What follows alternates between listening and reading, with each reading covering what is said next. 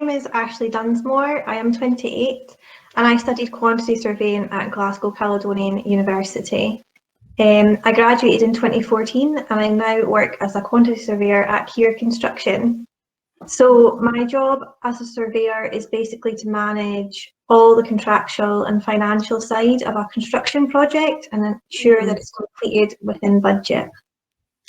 Brilliant. And what degree did you study? I studied quantity surveying. Yeah. So you were fairly clear you wanted to be a quantity surveyor. Yeah, definitely. Yeah. I used to Google it when I was younger. There was jobs everywhere. So I thought that's definitely a good route to go down. Yeah, definitely. So can you take me back to your time at university? How did you start thinking about careers and finding opportunities, internships, etc.? How did you start out? To be honest, in first and second year of uni, I wasn't really thinking about it. And then in third year, there was the option to do a placement instead of going to university. And I've never really been a studier. I'm just not good at sitting down, reading books and doing that kind of thing. I definitely learn better on the job, I guess you can say. So anything that got me out of having to do exams and sit for a semester in university, I was all for it. So when I was in third year, I thought, yeah, I definitely want to do that. Unfortunately, that was in 2012 when the construction industry was in a bit of a recession. So there wasn't much about. So I had heard of LinkedIn, didn't really know much about LinkedIn. So I thought, oh, I'll just make a profile and see if there's anything out there that I could potentially try and get. Just basically anything to get me out of having to go to university for one of the semesters. So how did you get started using LinkedIn? To be honest, I just made a profile. I didn't really know how it worked or what it was, to be fair. So I just made myself a profile. I started searching for construction companies and quantity surveying companies and just following them, a bit like on Facebook where you can follow businesses. I just did that, and then once I'd been on it for a few days, I started seeing recommendations down the side of people they would recommend me to connect with. So it would be like quantity surveyors that work for the companies that I'd started to follow.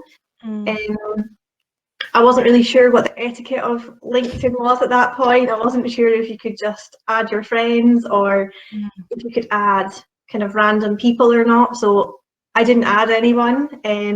But as I was looking at people's profiles, I guess now it shows you who's viewed your profile. So after a few days, I got some people adding me who I'd looked at their profiles. So I thought, oh, okay, well, I guess that means you can add people that you're not friends with. It's not really like Facebook.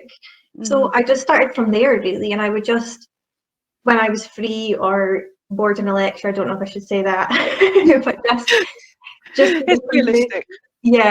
Just be looking through like some people's pages and looking at jobs that I would quite like to have, and if they looked quite interesting or had like quite a good career progression or history, I would just add them. I didn't message everyone, but a couple of people I would message and just say, oh, your career looks really interesting, I hope you don't mind me adding you.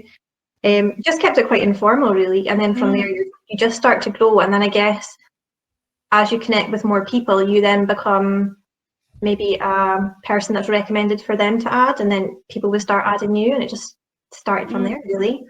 And the people that you were adding, they weren't necessarily recruiters, is that right? No, they weren't recruiters. They would be like quantity surveyors from companies or commercial managers or even project managers, just anyone who had a commercial background, really. And then as you're as my LinkedIn started to grow a bit, I would add maybe like project managers or just other people from that company, or they would add me. Just more anyone in construction, and then you'd get the occasional recruiter that would add you as well. So what did your time on LinkedIn lead to?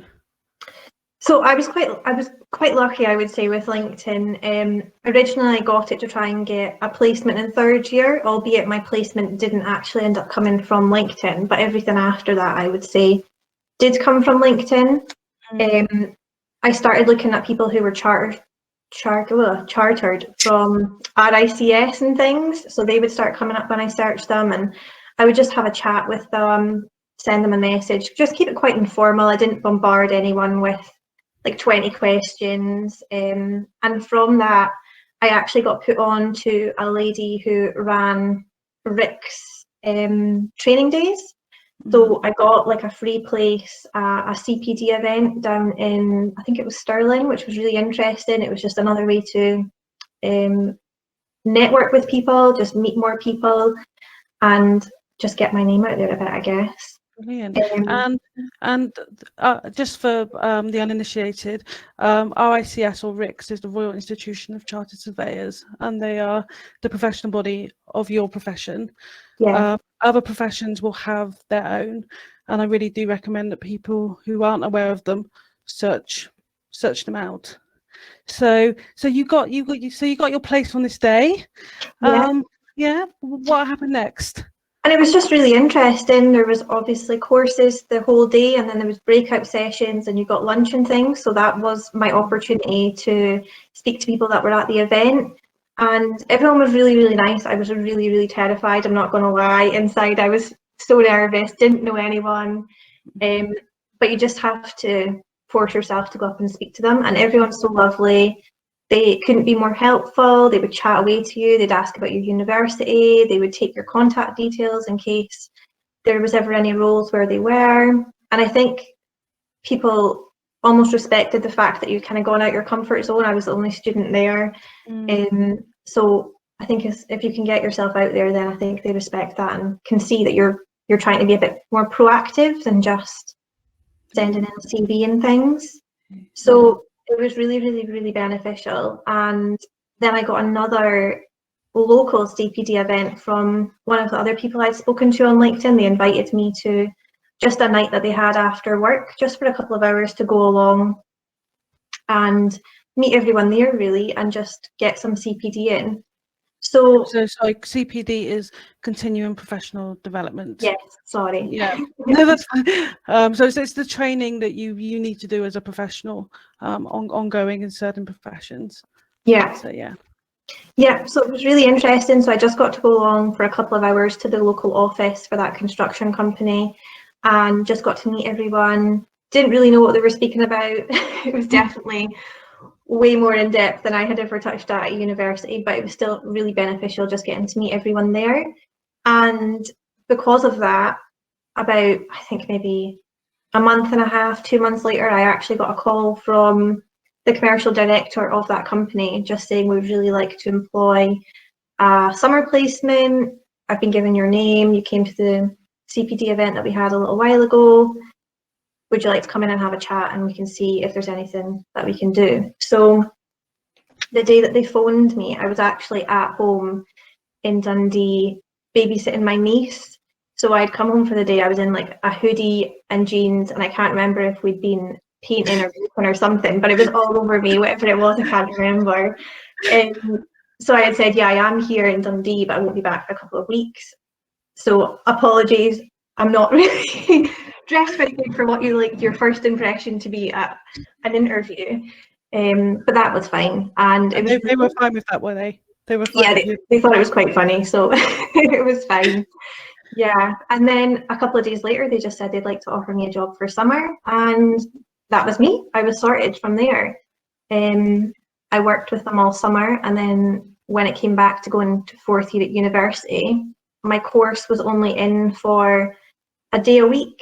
So they said that I could stay on and work the other 4 days with them while I was at university. So it was really good. I was almost leaving university with 18 months experience. Wow. Yeah. Yeah, and that was all from LinkedIn, essentially. That was all from LinkedIn, yeah.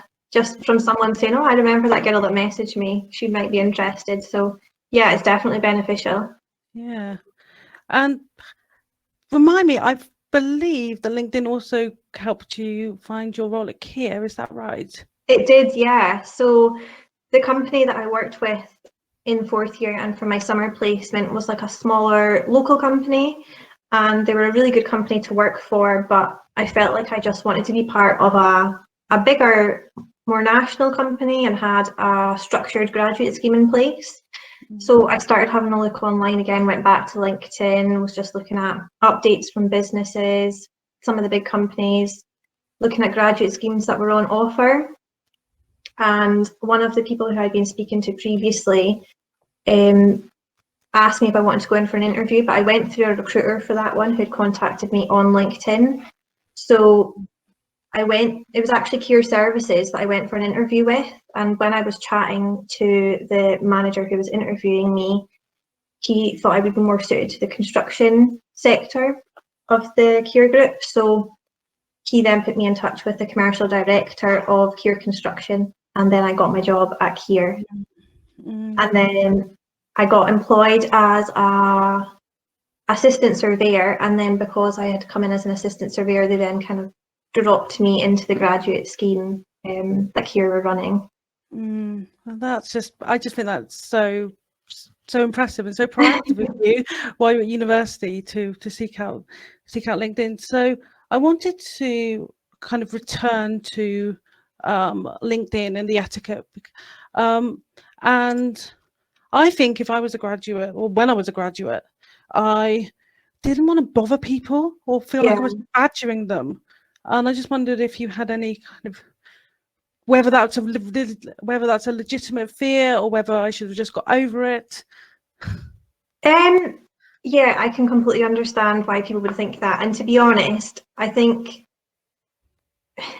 you have to make it a bit more personal when you're sending someone a message. I don't think you can draft an email or a message and then just change the Dear Ashley or Dear Abigail bit and just, I always try to make mine a bit more personal, and I didn't message hundreds and hundreds of people. I maybe messaged like 10, 12 people, and they were all super helpful, and I didn't really need to message many more people because of the people I had contacted being so helpful.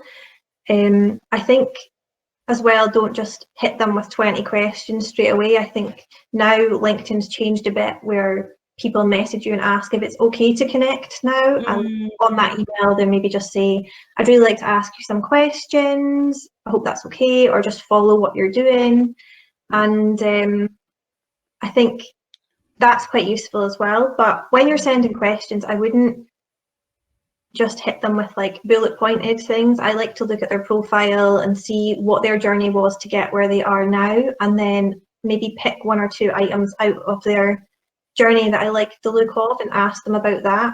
And if they don't answer, then they don't want to answer. So I just wouldn't bother messaging that person again, and I would just forget about it. So I think as long as you're not just going to keep badgering them, even if they're not answering, then I think you're okay. Brilliant.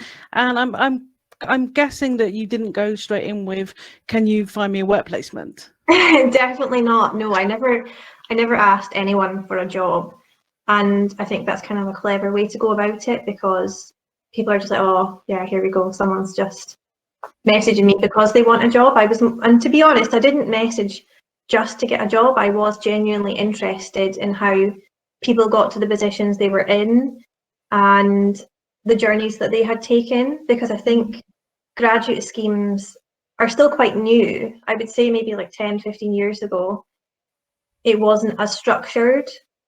There wasn't not construction, I would say. Yeah, so everyone's journey was different. Other people had come in from different industries or just different ways of doing it, and I was just really interested to hear about that. And by taking an interest in what they were doing and an interest in the projects that they were working on or the company that they worked with, people were more inclined to help you. And I think it's more about getting them to remember your name than asking them for a job. And then when they're in the office and hear someone saying, oh, we want to employ a student, or we want to hire a graduate, then they can think in their head, oh, well, there was this person that messaged me, they were really nice, they seemed really keen, enthusiastic, and then they almost contact you and say, look, we're recruiting. Yeah, would you like to apply? Yeah. Yeah. Brilliant. And I think it's just turning it around a little bit so it just doesn't look like that you're being a bit forceful in, can you please get me a job? Yeah, totally. And as you said, you talk to kind of quantity surveyors, project managers. You weren't necessarily going for the HR or the CEO. Is that right? Yeah, no, that's correct. I didn't go for recruitment people or anything like that. It was purely the people that were doing the jobs that I wanted. So I would message commercial managers, I'd message surveyors. There wasn't really that many other graduates on LinkedIn at that time, so I couldn't message surveying graduates. But yeah, anyone that was commercial based in any role, I would give them a message. Brilliant. So thinking more widely about LinkedIn, because it has changed a bit, what broader tips do you have for making the most of LinkedIn? I think just being engaging, so not just pulling out the parts that you actually want something from, but continually engaging. So in a company, looking at what's happening, look at the projects they've won in construction, for example, or just everything that they're doing, and not just looking for the bit that mentions a job. Because when you get to an interview process, you don't just want to read off the about me section. Like, anyone can read the about us and then regurgitate that. You want to be a bit different. You want to see what's happening with their share price, or what community benefits they're bringing to the area that they're working in, or what they do for charity, and just something that makes you stand out that little bit more. And I think all of that information you can get from looking at their feeds on not Instagram, on LinkedIn, but maybe Instagram. Yeah, some are on Instagram, it's true. Yeah. So what about the personal profile? I mean, my big tip, and it would be to post, as well as just to have your profile on LinkedIn, and to post regularly. I mean, that's something that I think gets you noticed. Is that something that you would agree with, or do we have a parting of the ways? No, I would agree with that. I wouldn't post a lot, just because people will just almost brush past it because they're seeing too much of it. But I think there's like a fine balance between not posting and then posting too much. Yeah. And just being careful of what you're posting. I'll be honest, I didn't really post very much, just because I didn't really have anything to post, or I wouldn't know what to post when I was trying to grow my LinkedIn. But I do think it's a good idea now that there's a lot more people on it, a lot more people paying attention, and so within here, a lot of the recruiters are actually on LinkedIn, so they could notice you and message you and say, look, we're a way to post an application, or we've got a job for this, apply for it. So it's good to get noticed that way. Yeah, no, I think you're totally right. I think if you are posting, you've got to know what image of yourself you want to present. So Definitely. it's a professional platform. You want to come across as, I guess in your case, Ashley, it was like interested in surveying. Yeah. As well as being very professionally minded, and friendly. So your posts need to reflect that image, which can be hard when you start out as a graduate. Yeah, no, I completely agree. It definitely can. And I think if you've got your profile set up correctly as well, you would come up on more people's bar down the side. And I think sometimes it's just a case of your face being at the bar down the side, and it just takes a recruiter from an internal careers company or just anywhere to see that and add you, or just have a scan through your profile, like what they see, and then contact you about a position. Yeah. So coming off that, my tip for the students and graduates that we occasionally hire at TARGETjobs is to make sure that your CV and your LinkedIn profile match each other and are up to date. Definitely. And you can get your careers advisor to review a LinkedIn profile as well, which can be helpful. Yeah, that's really good. And some people, there was one of the people that I actually contacted when I was a student who was so helpful, and they were part of the recruitment team when they were employing people. So they actually took my CV and reviewed it for me and just gave me some pointers. So sometimes it's not all just about getting a job. Sometimes it's just a little bit of help or guidance that they can give you, which could help you get a job in a different way. Yeah, brilliant. So, how would you say that you create a kind of ongoing relationship with people on LinkedIn? I would say just keep an eye on what they're posting and just like it or comment on it every so often, just to keep your name fresh in their head, I guess, in case, like I said earlier, there's a position that comes up and they think, oh yeah, that person that spoke to me on LinkedIn, they might be quite good for that.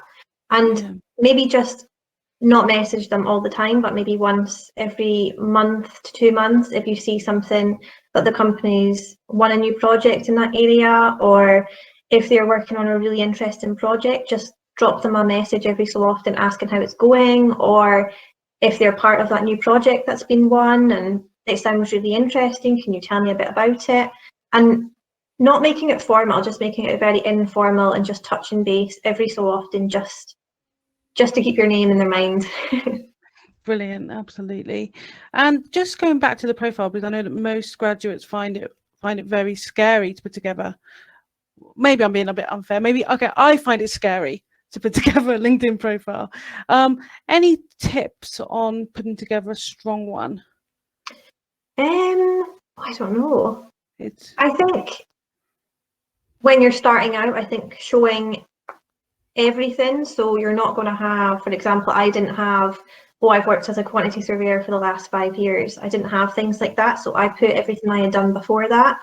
I had done nails, I did eyelashes, I was a lifeguard, I was a swimming teacher, I worked in a hairdresser's, and I think I worked in a bar. And I think just showing that you're a hard worker, really, by having what you've done before is quite a good thing to have. And then once you are in a company, I guess you can maybe get rid of some of that stuff because you've got the experience that you're needing to potentially move on if you wanted. But I think just showing that you're prepared to put in the hard work and showing jobs that you've done, or even volunteer somewhere, you can put that in the volunteer section. Any additional courses or qualifications you've got, make sure you've got that updated as well. And I think it's also worth bearing in mind that you can see a person's previous activity, I believe, on LinkedIn now. At least you can on mine, which means that recruiters might be able to see which post you've liked or which post you've commented on, and that can be a really good evidence of your interest in a career or a sector. Absolutely, yeah, I couldn't agree more. And I think what we were saying earlier about keeping engaged and not just liking one thing every time it mentions a job, stay up to date with what they're posting, and it will definitely look positive if someone does look at your page. And not just that, I think if you've been given any awards at university, or if you're part of any clubs, I think it's good to put that on it as well. It's good to show that you're part of a team, or if you've been recognised for something at university, then definitely show that. Yeah, and I think it's also worth noting that in the time of COVID, recruiters aren't going to be looking for you to have a massively full LinkedIn profile with all of these activities, but anything you do have is a bonus. Yeah, absolutely. Yeah. So let's move away from LinkedIn a little bit. And I just wondered, having been in the workplace for a little while now, do you think there are other ways, in addition to LinkedIn, that students can build their network? Yes, I think there is. I think social media is a big thing now. So not just LinkedIn, just on their Facebook business page, Instagram if they've got it. And I think just being clever, at the end of the day, I think the majority of people will be on LinkedIn. So if you find someone or they mention someone on their business page on Facebook, for example, a case study, you can maybe search for that person then on LinkedIn and have a look at their history, or connect with them. But I think the main thing would probably always bring you back to LinkedIn or applying through their application process on their website. Yeah. So again, what we're talking about with LinkedIn isn't necessarily for the advertised vacancies that you would apply through TARGETjobs, for example, or through your career service. These are kind of other ways to hear of opportunities that may not be advertised because employers might not know that have the job right there at that time. So this is really focusing on alternative ways. Definitely, yeah. And I think just communicating with people helps with that. Yeah, I And think just keeping in touch. yeah, I've noticed what really has come to the fore since COVID has been the explosion of mentoring programs and virtual events, and I Yeah. just wondered if you had any thoughts on whether they were useful.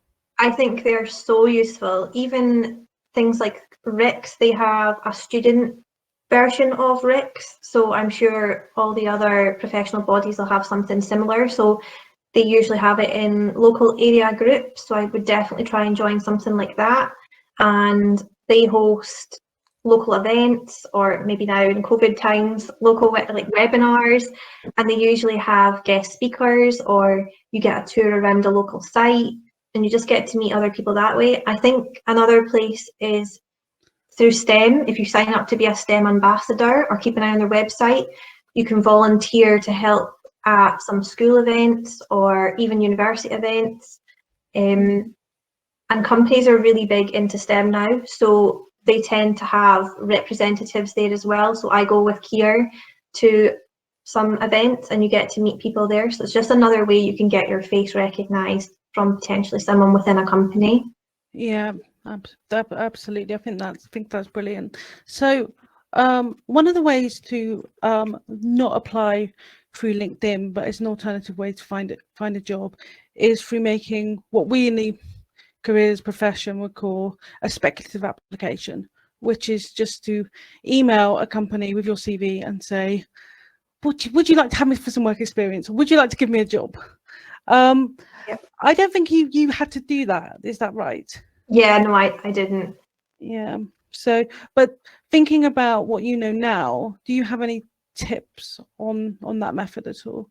Yeah, I think if you're going to apply that way and you're handing out your CV and with a cover letter, I think the key is just to make yourself stand out.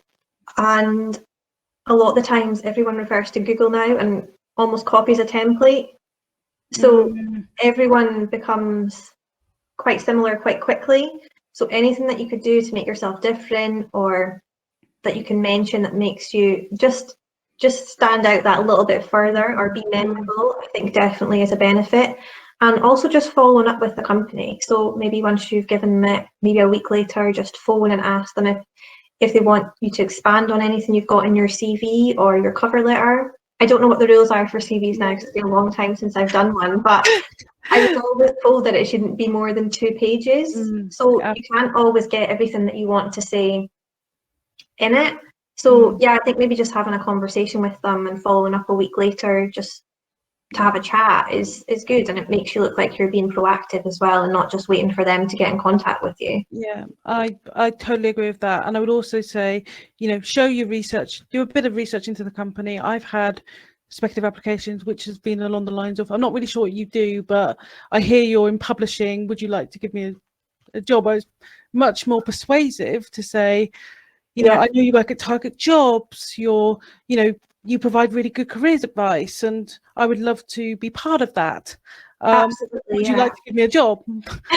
Yeah, absolutely. And I think as well, not just sending a generic one that you're going to send to 10 other companies, make it really specific to the company that you're sending it to. So like we discussed earlier, have a look at some of the community benefits that they bring to that local area. Say that you would love to get involved in that, or you really believe in what they're supporting charity wise, or just there's more to just doing your job within a company now. Companies are really trying to expand and bring community benefits, be involved with charities, be involved with STEM. And I think if you talk about things like that as well, it makes you much more employable. Brilliant. And I just wondered, from what you've kind of observed and from your own experience, how common do you think it is for people to find jobs not through applying for advertised vacancies, but finding them more informally? I think probably with graduate schemes and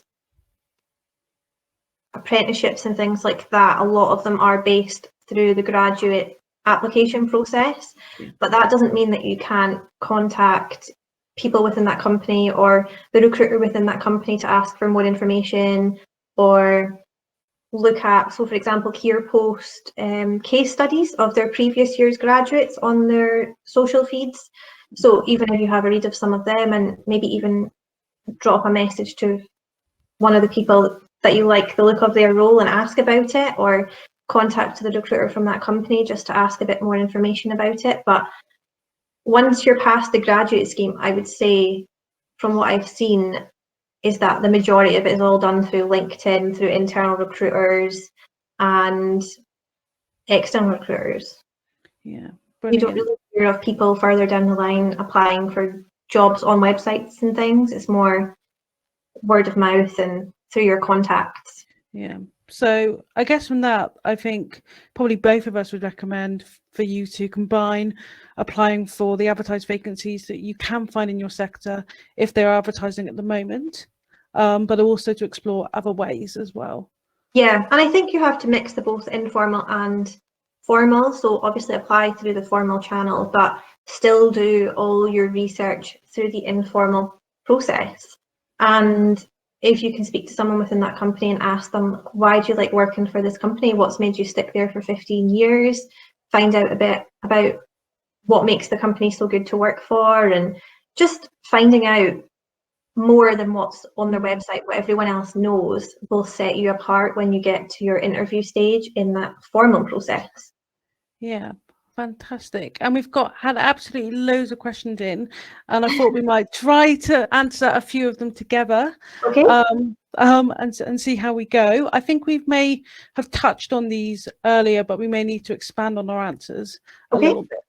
So the first one is there any use to contact recruiters from big companies since they have very clear application processes? And I think what we're basically saying is, and from what I've heard from the recruiters I've spoken to, if they are advertising a formal graduate scheme with 50 vacancies or 100 vacancies, they want you to apply through that. But that doesn't mean that you can't, again, as Ashley very rightly said, do your research. Maybe find out if they can give you a bit of informal work shadowing. I think as well, like having a look and being really proactive really far in advance. So know when companies release their graduate application process. So for example, say it starts in September, maybe in about June, July, speak to some of the people in the company that you would really like to apply for the graduate scheme and just get your name out there again. I know I've said that a lot. I feel like I'm repeating myself, but I think it's all about just making your name more noticeable and standing out. So like you said, asking if there's any like day in a life experiences maybe, or just anything that will give you that edge when you do come to the formal process. And they might think, oh, well, she contacted me 6 months ago and she seemed really keen and proactive about X, Y, and Z. So it might just give you that edge. Brilliant, fantastic. So there's a kind of practical question here around knowing how to find people on LinkedIn. Okay. And so the question is, how do I search out people to connect with?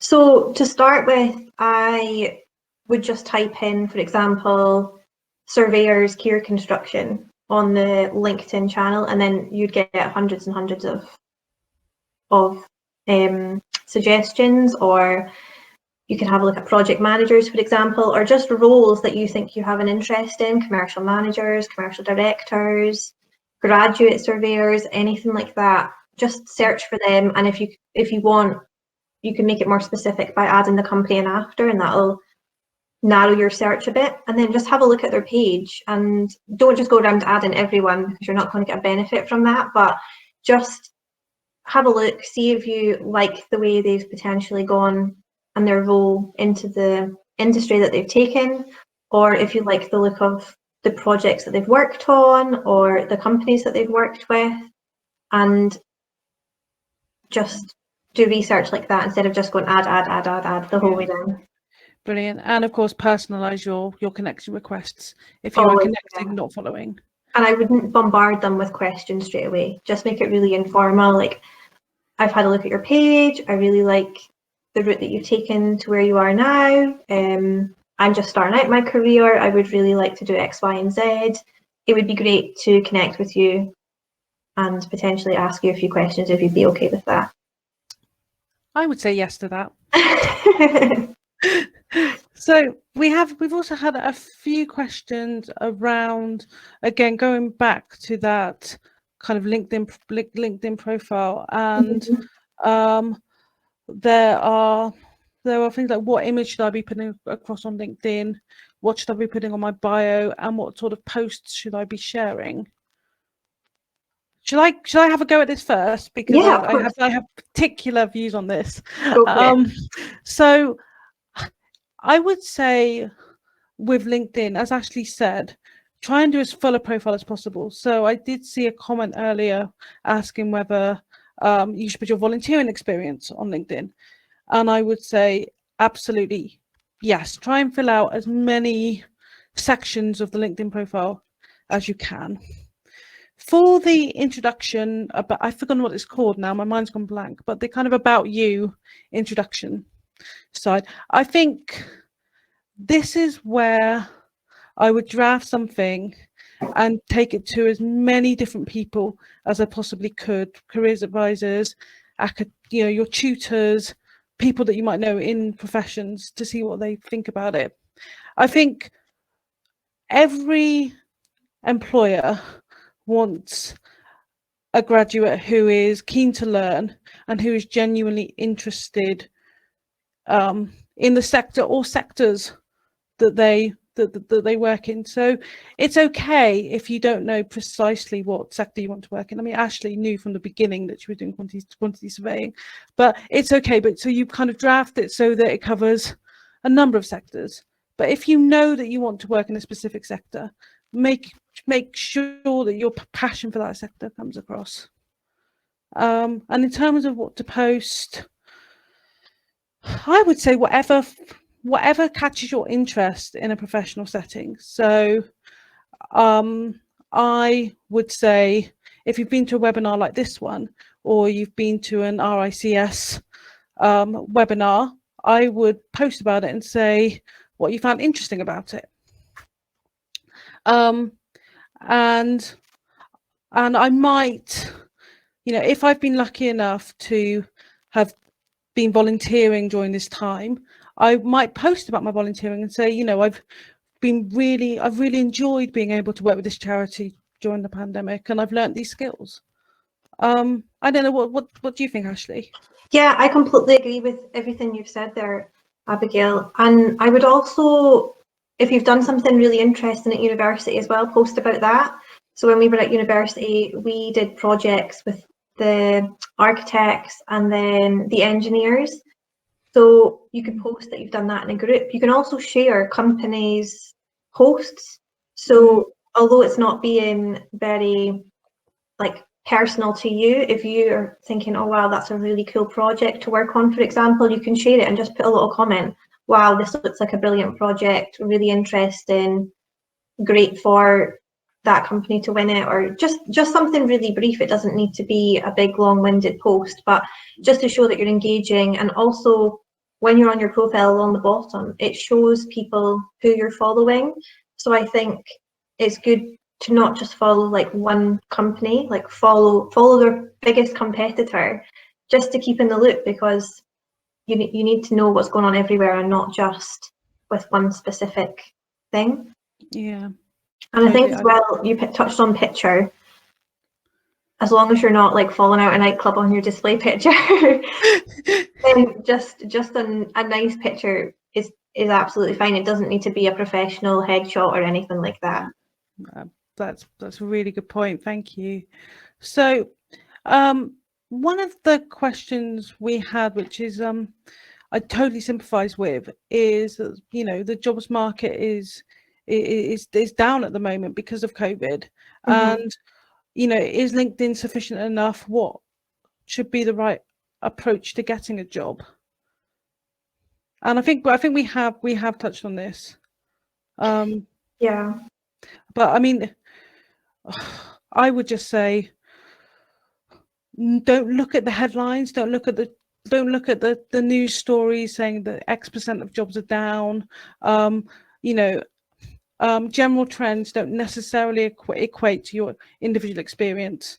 I would say find motivation from somewhere, keep going, use Ashley's example of using LinkedIn to find your own opportunities, and just, it sounds awful to say hope for the best, but I mean that in the nicest and most positive way. Just keep going.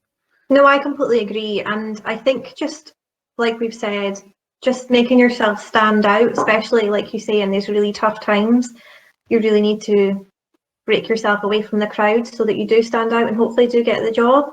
And I think places like LinkedIn, or even the company's Facebook page, even the website, or following people who work for that company who maybe post a lot about local projects that they've got, instead of the whole business posting like one-off posts about a project. You can follow someone a bit more local and get more regular updates. And I think just as long as you're standing out, then you've got a much better chance of succeeding. Yeah.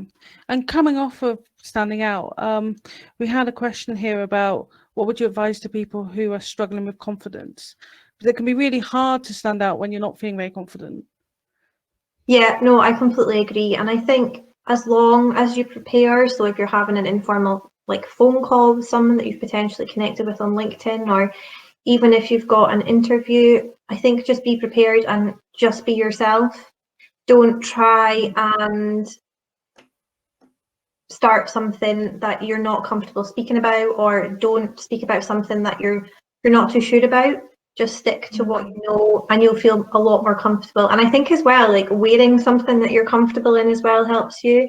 Don't go and buy like a brand new outfit that you've never worn, but you're a bit like, oh, it's not, I don't really know if this is me, but this is what I feel like I should wear to an interview. Like, wear what makes you feel comfortable, and then you'll come across a lot more relaxed and come across better. Yeah.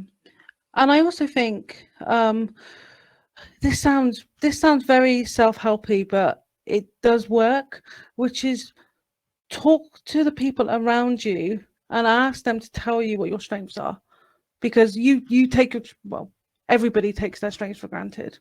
So as a kind of before contacting recruiters confidence boost, or before an interview confidence boost, I would say really don't think about your weaknesses. Think about your strengths and what you're good at and what makes you you.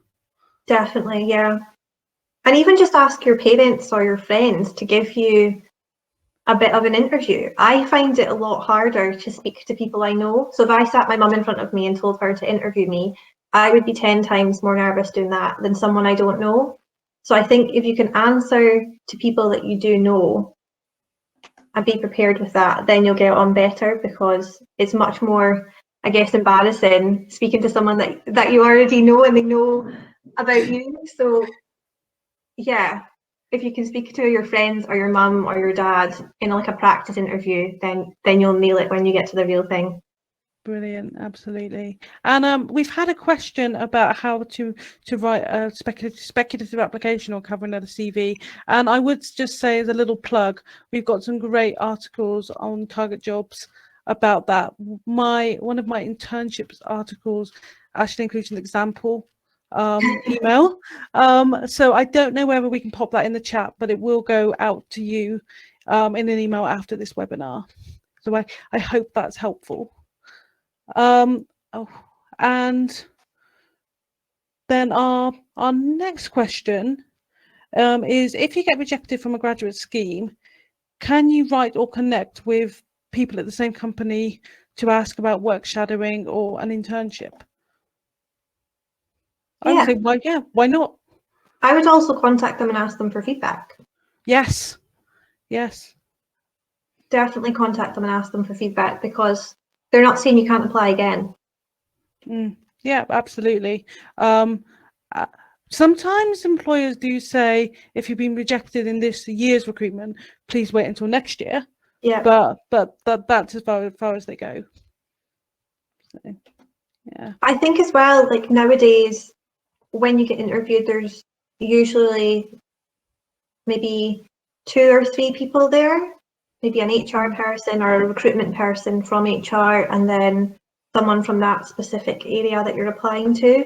And I think contact them or connect with them on LinkedIn. Just because you've not got the job, it doesn't mean to say that you can't speak to them. And again, it just keeps your name in their head for potentially next time. And I think, yeah, and I agree. And I think the thing coming off of that as well is, you know, you're asking to connect, you're writing a personal message, but what do you lose if they just ignore you? Yeah, exactly. I mean, you know, you've tried, and you might get something from it. Yeah. And I think it can only be taken as proactive. If they choose not to answer, that says like nothing about you. That's on them for not answering. Yeah.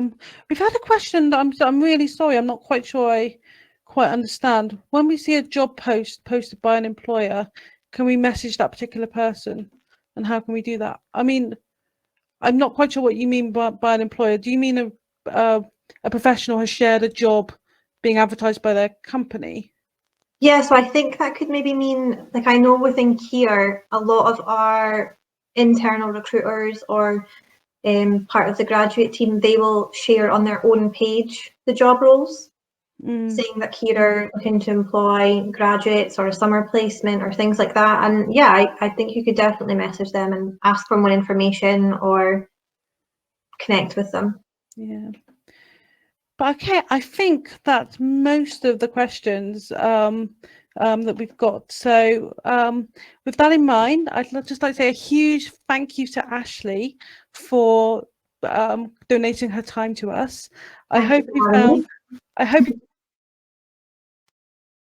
found her stories. There will be this, and it will be sent to you. Yeah, and hopefully you can rewatch it back and find some tips. And I just want to say to everybody, I know it's tough out there right now, so good luck. So thank you, everybody. So I will say goodbye. Thank you.